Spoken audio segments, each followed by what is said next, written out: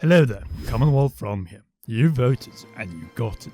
Open world gameplay in Pokemon Legends Arceus. As the open world changes everything, including the gameplay we're used to in the Pokemon universe. And for a good reason, as suddenly you need to rethink the way you move, act, and even look around in your game. Pokemon Legends Arceus is an action-adventure RPG, and much like Breath of the Wild before it, could thus bring the Pokemon franchise to greatness or disaster, and it all comes down to the gameplay and in-game content. So together with BirdKeeperToby, we'll today go over gameplay necessities that must be in an open world Pokemon game. In return, we would greatly appreciate if you could leave a like on this video, as we are pushing for at least 2,500 for 25 years of Pokemon, and subscribe to our two channels, Commonwealth Realm and BirdKeeperToby, with notification bells on for more Pokemon Legends Arceus goodness leading to its release in 2022.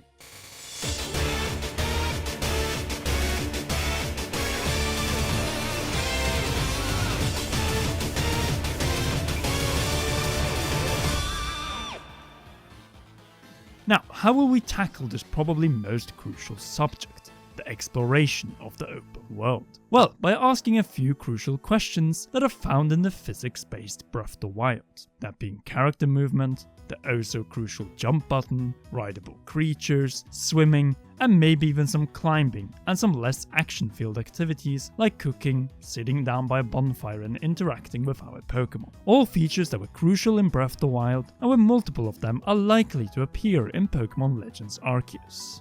But let's begin by talking about the fact that Pokemon Legends Arceus is the first full game that's gonna have full analog camera controls everywhere you go. Yes, okay, we've had dual camera controls before in Pokemon Sword and Shield's Wild Area and in the DLCs, the Isle of Armor and Crown Tundra. But having this level of control throughout an entire game, adventure, quest, whatever you want to call it, is a true game changer for the Pokemon franchise. Let me illustrate it with an example. You're out in the Pokemon wilds, about to sneak up on the Pokemon that you've been hunting down. You want to add it to the Pokedex that you've been writing. You accurately use the right analog stick to set upon your target, the Pokemon that you think you're going to be able to catch, before finally tossing your old wooden Pokeball at it, hoping for the best. What we just described is a level of immersion that we've not actually seen in any title prior. No screen changes or artificial backgrounds. You might actually be able to throw different Pokeballs and not have to enter a battle screen at all in that situation. Once again, you're only taking away immersion when it's time to pull out your own Pokemon to battle if you can't catch the wild Pokemon right away. And this feature of the camera will be of great advantage when exploring, discovering, and traversing the land of Sinnoh in an entirely new way from multiple different angles. No doubt, the dual analog camera control will be a similar revolution for Pokemon as it was for Zelda in Breath of the Wild. But you know what will also be of crucial value? Far more actions and buttons attached to these, say for the playable male or female character. In the reveal trailer we got the confirmation of casual walk, running, crouching, and even roll jumping. We can't stress enough how crucial a jump button is in open world titles, as it is what finally lets us jump up from the ground. It is hard to believe, but Pokemon has still not made this jump until now. Though again, it took Zelda nearly 30 years to bring it back from Zelda 2. In 2017 it found its rightful placement on the X button, and hopefully Game Freak for Legends Arceus has done something similar. A jump button changes so much and offers so many possibilities when exploring such a massive world full of surprises and challenges. Though in a way we already have jumping in the game through the jump roll into tall grass, seen in the gameplay footage demonstrating stealth mode in the game, which seems to be tied to crouching and rolling, you know, so the Pokemon don't see you and run away, much like how you could sneak up on enemies and creatures alike in Breath of the Wild. Which, when you think of it, makes far more sense than the "I'm gonna get you" mentality of the Pokemon chasing Victor or Gloria in the wild area of Galar. In Sinnoh, it is likely that crouching will be all about using the tall grass and other places to aim our Pokeballs. But who knows? Maybe also to mount or tame them, since in Breath of the Wild, outside of sneaking up to taking down enemies and hunting down wildlife, we also had the possibility of using crouching and movements causing low noise to stealth our way up to wild animals so that we could mount them.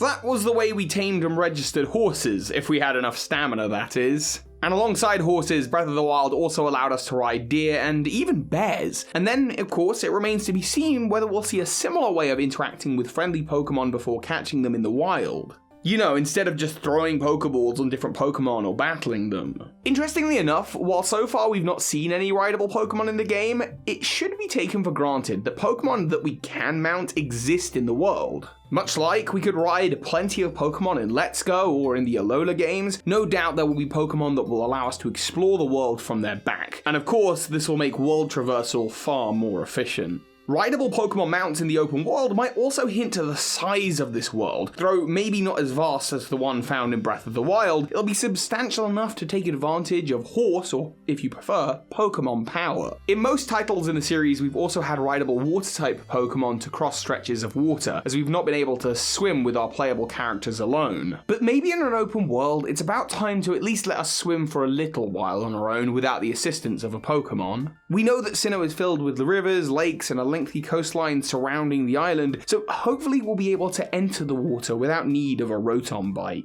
Next, we have climbing all kinds of steep surfaces, a gameplay feature which, thanks to Link's amazing climbing abilities using his bare hands, has become the standard after Breath of the Wild completely changed what we expect from our open world and what surfaces we can climb and not. Since then, Genshin Impact and Immortals Phoenix Rising has implemented this essential gameplay mechanic. Now, it is also very likely that Game Freak and Pokemon Legends Arceus will follow suit, at least kind of, as Game Freak is Game Freak, and in order to climb, you might need a Pokemon for said purpose. That is a given. Not very surprising, seeing that all kinds of alternative movement that is not foot in this game seems to be done through the use of specific Pokemon types. Riding obviously, but also flight, which Toby will soon get back to, and most notably, climbing. After all, Game Freak will want to give some of these traversal actions to Pokemon instead of the playable protagonist. It is likely that we'll be carried by mountain expert Pokemon, which we are likely to control for the duration of our climb of steep surfaces and landscapes. Hopefully, this will be a fluent and not tedious experience. We already had the damn rain in Breath of the Wild, and we hope we can avoid one of the most annoying weather mechanics from that game in the first open world Pokemon title and experience. The same goes for